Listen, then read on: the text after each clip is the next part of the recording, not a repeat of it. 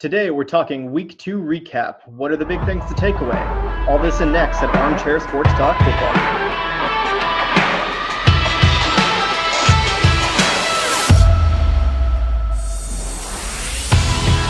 Welcome back. My name is Sean Hicks, so let's just jump right into it. So when I think you look at Week 2 of college football, which was kind of a boring week after the Army-Michigan game, which we'll get into for sure, there's one theme that I think we can really take away, and more than anything else, it's that there's a giant tier gap between the national title contenders and the other football teams, right? I don't think there's a question OU, OSU, Bama, Clemson, Georgia are just a step above everyone else. Like the middle tiers of most conferences are really, really disappointing in the first couple weeks. And I think that's sad for football to an extent. Might get some really fun mid-tier games when you're talking about the second tier. But I think we would have liked to see a little bit more from, the Michigans, the Auburns, the second tier guys to be able to come in. Okay, LSU, Wisconsin, I hear you. We'll get into why maybe I'm not ready to throw LSU in there yet, despite their win against Texas. In Wisconsin, you're coming from even a tier below that, so you gotta really show up against Michigan and do a little bit more before I'm quite ready to buy. But let's talk about those mid-tier teams. Michigan, Texas A&M, Auburn, Penn State really were pretty darn disappointing. Obviously, Michigan and Army double overtime. Texas A&M didn't even whiff a competitive game against Clemson. I mean, that was a blowout. I think they actually covered the spread, but don't let that number fool you. That was a butt whooping all the way through.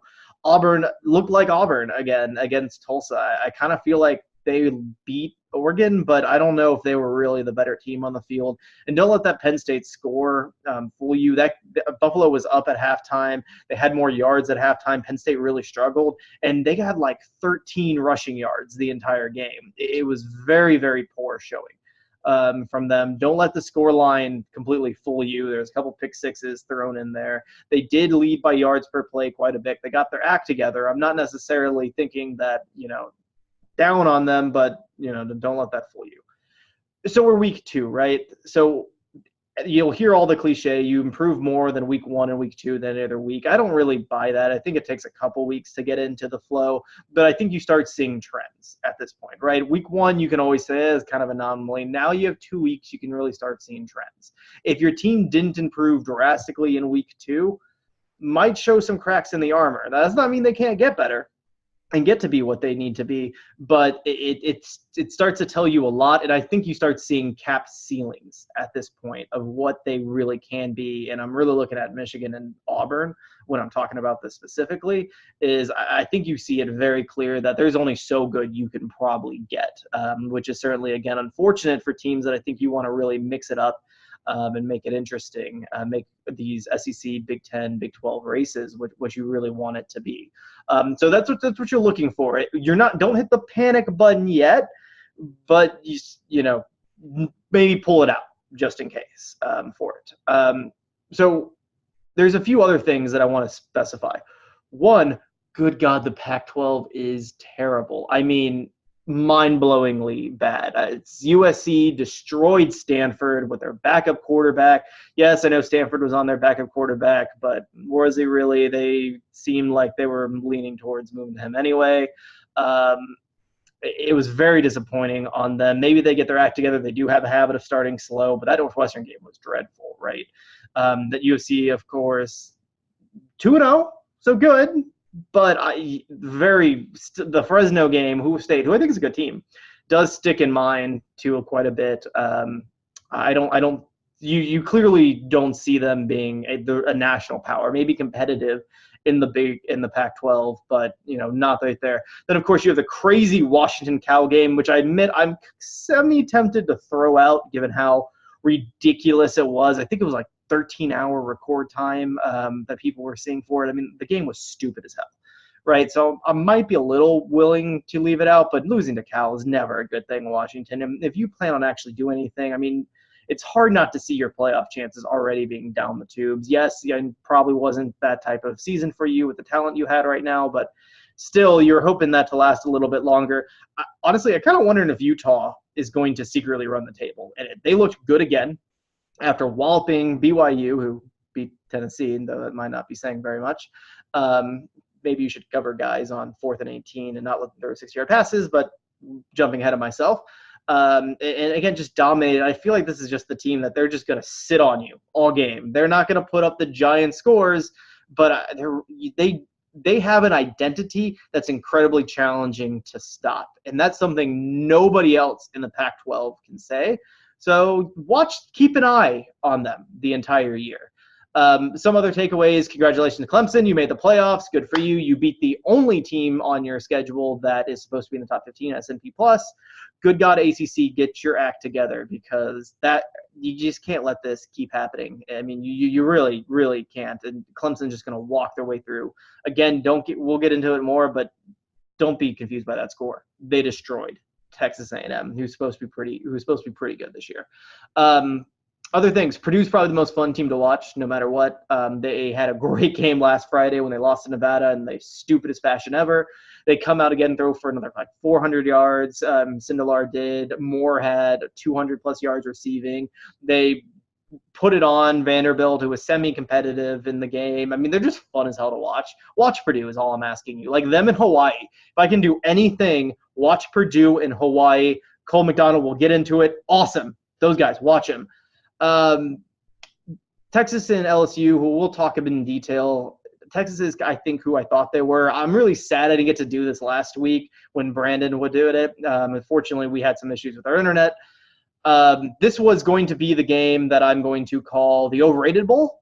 But Texas, you really look like who I thought you were, which is just your defense is dreadful. I mean, just dreadful.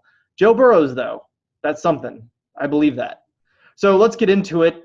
This is going to be the hardest thing for me to talk about as a diehard, avid Michigan fan. Oh, Michigan Army. Okay. So first of all, let's get this out of here. Right? Oklahoma went to overtime in Army when everybody decided to watch that dude's feet because he had the pay-per-view subscription to the game. Playing Service Academy, specifically the way Army plays, is weird. And when you do things like, fumble 3 times, you're asking for weirdness to come in the game, and that's really what happened here in a lot of ways. That said, I think MGO blog, Brian Cook, had a great article on his about the recap of the game, and the title was "There's No Good Answers," and that's how that you couldn't wrap it up better. That's exactly what it is for Michigan. So here's the thing for those who didn't watch the game super closely, right? We basically fumbled 3 times in the first half, all of them very stupidly. Just really one of them maybe okay, that's not really Shea's fault, but the rest of them just horrific back-picking fumbles, which of course you can't have. But with that fumbles and Army getting up, you could tell the entire sphincter clinch of the entire team. Now, first half, I'm not really that upset from like a long-term standard, right? Shea's dinged up. He has an oblique injury. He missed some passes. We fumbled away a bunch of possessions. Okay, we can make this.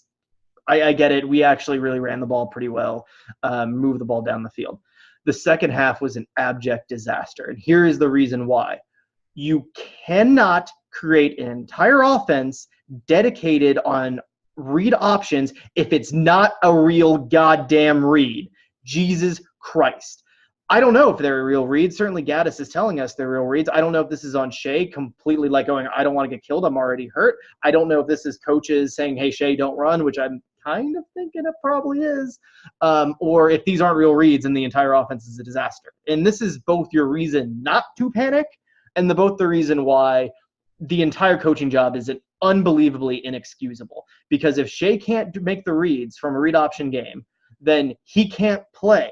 You have to have a quarterback threat running the football, or you do what Army did. It was basically just blitz ball their way in grid numbers, and guess what? You can't run when you are just outnumbered in the game. Yes, Army did some stuff for the basic scrap exchange, but come on, guys, where the hell is the midline read? Like, scrap exchange is not new.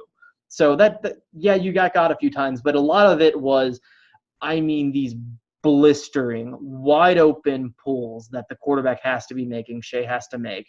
And it's just green grass all over the place. And these are going to be huge plays, right? And more importantly, they're going to stop Army from blitz balling. We didn't make him. And if he's too hurt to do that, you need to put McCaffrey in. I understand McCaffrey did not look great in the few things he got run, but you can't do that. You cannot create a shotgun offense with a read game without reading. Now, here's where if you're Michigan, take a step back and don't panic. In this case, your starting left tackle is hurt. Arguably your best receiver is hurt. Your quarterback is clearly banged up. Last year, they definitely had games. They told Shea, do not run the football at all. That's not something for you to do, and it's reasonable to expect. They did that this game, and this is an entire offensive coaching disaster failure because of that, which is not necessarily going to be predictive if they get it fixed. Here's the thing against Wisconsin. It's less about if they win or lose, because Wisconsin, I think, is a very good team on the road. They win a close game and they look competitive. Okay, that's fine. That happens. It's this. What is your offense? Is it real?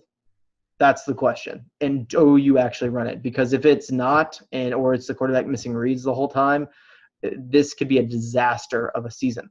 On the other hand, while I think this doesn't put the ceiling that we expected, if this is all just a giant coaching disaster, and there's some reasons to think it might be, there's reasons to think that the first two games didn't really accurately reflect. Again, I go back to last year when there were certain games they said we're not running Shea Patterson, which killed our running game from it. So I'm going to ignore the stupidity of that, but let's not overreact too much, despite it being probably one of the most frustrating experiences of my life watching the game. All right, let's move to Clemson, Texas A&M. In my opinion, this might be the biggest disappointment of the week, which says something when, again, Michigan goes into double overtime against Army. But here's the thing, Texas A&M. You're supposed to have a pretty good offense. You're supposed to have a pretty good offensive coach. Mond looked really good last year. What happened? You got sat on. You had one drive, you could kind of run the football, and everything else was a complete disaster. It didn't look like it was a complete O-line issue. I thought relatively for what you were given, they blocked all right. It seemed like the outside receivers couldn't get open. It seemed like Mond didn't know what he was looking at, and everything was overwhelmed. Listen, Texas A&M fans, you win against one of the best teams in the nation on the road. Like that's okay. Losing by 14 is not the problem. Being irrelevant to Clemson's, where they shut down their offense in the second half, that to me, that's the problem, because they realize, you can't do anything. You have zero chances of scoring. And they were right, honestly. A few killer turnovers, of course, but yeah, a real disappointment. I do think better days are ahead for Texas A&M, but I really thought Texas A&M had a chance to make noise, and it's clear that, listen, guys, 8-4, 7-5, it's coming your way, so just get ready for it. It's there and it exists. Like, I don't think you're being Georgia unless you get a lot better. I don't think you're being Alabama unless you get a lot better. Auburn is going to make life miserable for you on offense. I mean, it's going to be tough sledding all the way through. Don't freak out, because I thought your defense played above expectation in a lot of way, but and Clemson shut that down in the second half when they realized there was no hope. But still, good on you, defense. Clemson, congratulations, you're in the playoff. Woo! This is kind of what I mentioned in our preview, though, about Clemson, is Trevor Lawrence is a good quarterback. He is not the Heisman-killing, soul-crushing guy. He's not even the Heisman guy on the team. That's Travis Etienne, honestly. Here's the thing. He was all last season, true freshman, fine, good, above average. And then he destroyed Alabama and destroyed Notre Dame. A lot of the work he did against Alabama were very great third down passes that he leveraged and maximized as much as you can. It's unrealistic to expect it to happen the way it did every time. And I think he looks like the same guy, above average, not bad. Good quarterback. You're not into his class, though. You're not the number one pick, all-world beater yet today. Could he be, guys? Yeah, absolutely. He could be. But he looks like the same guy he was last year, adding a little running ability, which is terrifying if he can get everything put together like he was in the playoffs. Again, Etienne is your Heisman candidate. He's your best player on your offense. He should be the focal point on your offense. Tree Higgins is still horrifyingly scary in every single way. And Ross is awesome. Like, you still have the best receivers in the nation. To me, though, again, running team with bombs. That's the way you're looking for. It's so hard to tell, again, because they don't play anybody. This was their best team they played on the road again or at home. I think Texas A&M kind of laid an egg in it. We'll see. That's really all I can say about Clemson. They're probably they're in my top 5, right? I think they're in the top 3. I gave them that. I'm kind of leaning towards putting them behind Georgia and Alabama, but historically Dabo doesn't tend to run up the score in the same way, so it's understandable. Your defense was awesome, which after losing a lot on the defensive line, I was not expecting it to be that good. I understand you guys got a lot of pieces back in the secondary, but you looked well organized. You attacked gaps. You didn't bust coverages or plays. You made Amon's life miserable. Very great. I mean, that's awesome, you guys. If that defense is for real and that was just you really shutting down Texas A&M and not Texas A&M kind of just laying one in their pants, it puts you at number 1, right? Like, it's going to be another one of those years. It's going to get ugly, ACC. I don't know what to tell you, though. Like, this is going to be one of the most lopsided things you'll ever see. It's going to be a disaster with everybody, the way everybody else looked. All right, let's get to the piece de la resistance, the thing that we're probably most excited to talk about, the thing that I'm going to probably continue to piss off LSU fans for. LSU, Texas. You're both horrifically overrated, not top 10 teams. So, yay? I mean, listen, let's talk real for a second. Is you went in on the road, beat Texas, which is probably the best win of the season. Like, maybe you throw that or Clemson beating Texas A&M, but that's probably the best win of the season. I don't want to take that from you. On the other hand, you're in credit for winning a top 10 team on the road. Guys, Texas is not a top 10 team. Like, they're not. They were 69 in defense last year, and they lost everything on their front 7. They're replacing it all. That cornerback got torched. I should have looked up his name beforehand, but my God, he got torched that entire game. They were in their 30s in S&P Plus last year. They were really lucky. They weren't as good as their schedule. They weren't as good as their record were. Listen, Texas, you guys are going to be good eventually. Love what Herman's doing there. It's just you're young and it's going to take time to build up. That was a rebuilding job for sure. But don't overreact to this win in Austin, LSU fans. Like, you still have to do a lot more to prove it to me. So here's the thing. Offense obviously torched him. What I am willing to buy is Joe Burrows is significantly improved. I am willing to buy that. I'm not willing to buy that this offense is all of a sudden a world killer that's destroying everything for the reasons I gave, and mostly the fact that they basically ran a rock consistently, and Texas never had anything to be able to stop it. I still don't trust the coordinator. If you brought in somebody I really liked, maybe I would trust it, but I kind of feel like somebody's going to take away your first option, and you're going to have zero counters to it. I've seen it before when people transition to the spread like this, and it happens this fast. I do like where you're going, though. I think your head's in the right place for that. I said that. Burrows was impressive. He was super accurate, intermediate, short and intermediate. Got a few great, obviously, long passes in there. I mean, looked great. That last pass, for the winning touchdown, goodness, that was ridiculous. Like, absolutely insane. Probably will throw a pick or two because of that, too. But don't care. Awesome. Loved it as a college football fan. That was a great moment. Will be one of the moments of the year for sure because of how insane it was. They played real fast and they stuck to the guns. I respect the hell out of that. You're right about your receiving core. The beat writers, they're a lot better than I was thinking and expected. They had a lot of speed, really showed out, really balled out overall. You've got a lot more. Your success rate is way higher than it was. So I'm willing to buy you're definitely improved from it. Like I said, do you have counters when guys throw rocks? I don't know. Texas, flip side, good God, your defense is terrible. Like, you can kind of tell watching games, is this just great offense or terrible? This is terrible defense.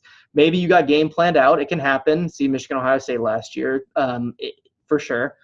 But yeah, man, like, it was not good. And we didn't expect it to be good, but it was really, really not good overall. Flip side, I thought your offense really did well against a pretty challenging defense. Obviously, you went for it twice on 4th down. Good call. Do not re-question that. Dude drops a touchdown in the end zone. Okay. I really liked what I saw from Ellinger. He looked better in the pocket. Last year, he still had we're going to kind of scramble and run around with a chicken with our heads cut off. And I'm going to try to make a play that. Looked much better in the pocket, made much better plays. They're still a great threat with the run the ball. That offense is still awesomely designed and horrifically mean to play against. So great job on that side of things. Like I said, I am a real believer in what you see at a program. I think this year might be tough. Now, I don't know how good the Big 12 is, so tough might be 9-3. But, I do expect Oklahoma to absolutely just murder you guys, is what I'm trying to say. Still, though, love where the program is going. The defense has got to shore up. It'll be interesting to see if they can get better. Reasonable expectations that it will get better over time through the year with the amount of youth you guys have. Keep running what you guys have running on offense. I do honestly think Ellinger is your guy, and which I wasn't always sure last year. Just like I said, you're probably not a top 10 team. You're probably top 20 team, top 25 team is where you need to really sit at. I'll also add, really impressed with your O-line. That you struggled with that at times last year. Thought it was much improved. So very good on that line. I also want to give a shout out to both programs, LSU and Texas. How awesome was it to see a marquee game, out of conference game, played at your own college stadium and not the stupid NFL stadiums that we get in Jerry World? I thought it was fan-freaking-tastic. I thought the atmosphere was great. Shout out to both of you guys in your programs. Like, I respect the hell out of being able to do that. Love both those programs from that standpoint. It made my Saturday night fantastic after a miserable day after the Michigan Army game. Like, good on you. Other ones fall suit.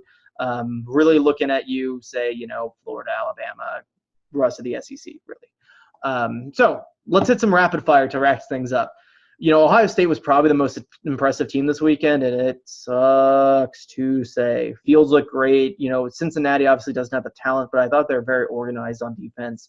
Thought they could give some looks that would really upset them. You can tell that with Fields that the running game is back because they have a read aspect to it. Funny why that's important now. J.K. Dobbins went off. It definitely did seem like Cincinnati had no hope on offense. I think they're a pretty terrible offensive team. Their entire strategy, every time I watch them, seems to be hope somebody runs man and run a bunch of OPI and pick routes against them. Ohio State zoned a bunch, and Chase Young devoured their souls. I still think on defense, a good spread team will take advantage of it because of Madison's background, but maybe not. I could be wrong. I feel like there's some massive scores that will be put up against Ohio State. Hey, Nebraska, when they're in a game along those lines, but super impressive. Also, Wisconsin and Maryland. Watching you guys, like Wisconsin, obviously Michigan in 2 weeks, which I think is really the week the week that this football season it kicks in high gear. And Maryland boat racing Syracuse, interesting to watch. I'm still not a big believer in their head coach. I mean, look what he did in New Mexico State; it was a disaster. We'll see though. I mean, with Josh Jackson, their quarterback, could be something there. Interesting to watch. But God, Syracuse, your defense was atrocious. I mean, like Maryland almost averaged 10 yards a play. Good God, guys, you got to be a little better than that. Pac-12 is so bad. Again, Utah, watch them constantly. I honestly think they could run the table. The ACC is worse somehow, like with Florida State just beating ULM, which good for you guys. You beat ULM, I guess, but on a missing extra point in overtime. You should have gone for 2. But you could. I mean, Miami's bad.